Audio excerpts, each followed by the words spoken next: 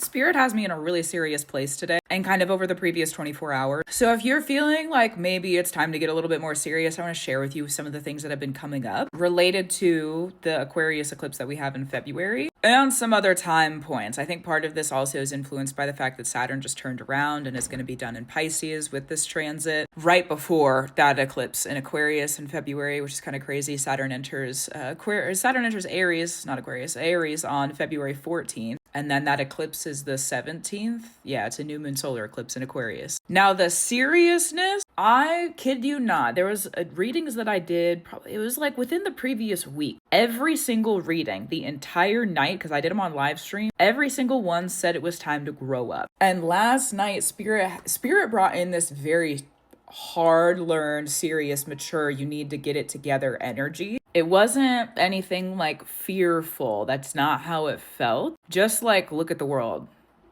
Grow up a little bit. That's how it felt on my end. So I've been sitting with it and I've been thinking about a lot of things. I'm putting out a Substack later on this too. So there's going to be more kind of like written information about it. And also, let me not get caught up on that. I'm going back and I'm rewatching right now a spiritual warfare reading from, I can't remember. Hold on. When's this from? 4 months ago is when I posted this up. I did this live. It was on a live stream reading. It was a collective one. And then I was like, I need to go and I need to post this up on YouTube. So it's up on my YouTube channel if you want to go watch the whole thing. But it talks about specific dates of certain happenings before we get to the eclipse coming up in February. I don't know if you've been paying attention to the moons, the Aquarius moons, specifically with Pluto and Aquarius over the previous several months. I have though, and I'll tell you what I've noticed every single time, because Aquarius is like very collective energy, and then Pluto is a lot about the contracts in the underworld, and it gets pretty schemy pretty quick. One of the things I've noticed is that every single time that there's an Aquarius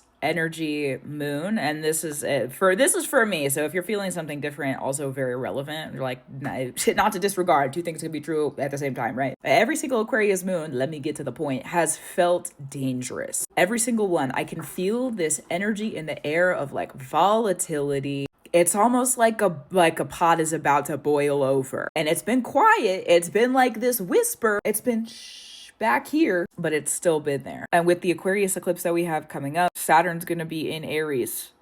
So is Neptune, okay? Aries is a sign of war. And I was writing about this. I think I ended up posting this Substack. Sometimes I write them and then I don't.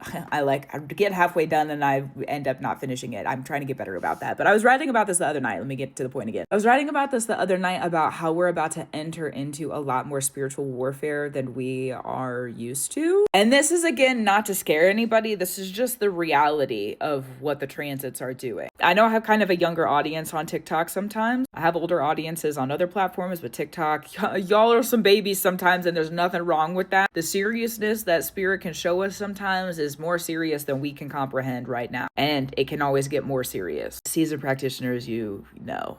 Okay, you know. It's just what it is. It can always get more serious. It can get darker. It can get more...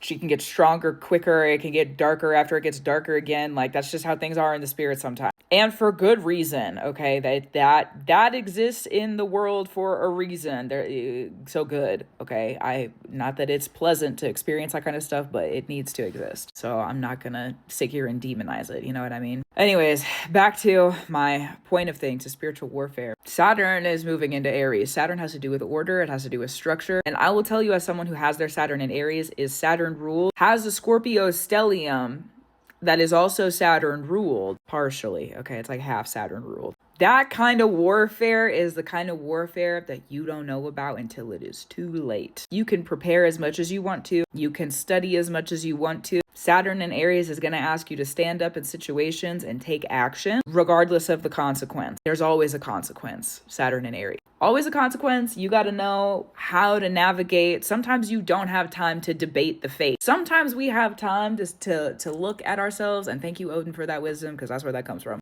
You don't have time. Sometimes you don't have time to debate the fate, because it's true. Sometimes you don't. Sometimes you're faced with a situation where you have to handle something. It could be something dangerous. It could be something that's only going to be there for a moment. You have to make the decision right there, right then, right now. And in those sorts of situations, we talk a lot about sacrifice when it comes to Pisces. Sacrifice is also very included in the Aries story. The sacrifice of Aries, though, is that we just don't know any better. There's a lot of innocence attached to it. You have no idea the full thing that could come out of the situation. You have no idea what the full consequence could be because of an action that you're taking in a moment where you don't have time to debate it. You have to make a decision. And with Saturn moving into Aries, of course, Neptune and Saturn have been in Aries earlier this year. We got a taste of it. However, now they're not blending back into Pisces. They're fully going to be within that transit. And Saturn, let's get into the Aquarius eclipse now. Saturn being one of the rulers of Aquarius, right? That means Pluto, the contracts, the unexpected, unpredictable, chaotic, ahead of the time stuff that we're going to be experiencing is also going to be relevant, equivalent, prevalent when it comes to those sacrifices where you do not have time to debate what you're going to do and you have to make a decision right then and right there, and it's going to have multiple consequences later. Pluto in Aquarius is going to allow us a couple different things. One, sometimes it's going to blind us on purpose.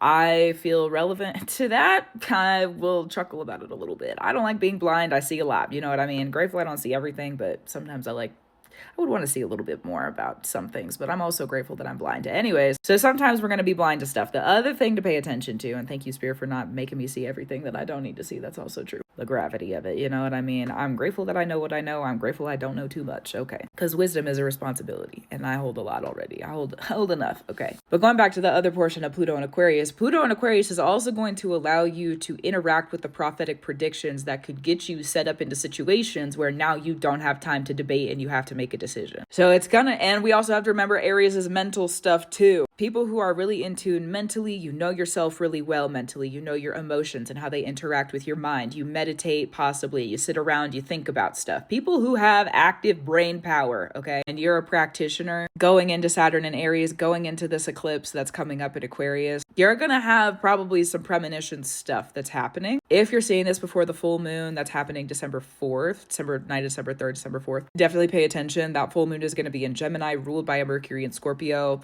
Pluto stuff, all right? Secrets, things of that nature are going to come to the surface. So listen, at least that's going to be my advice. You don't have to do anything I say. You know, I am just a person. I'm only a person. Thank God I'm a person, right? And also there are spiritual rights that I've sat in and earned, and I'm thankful for that too. So going back to the seriousness though, Spirit has been really serious with me.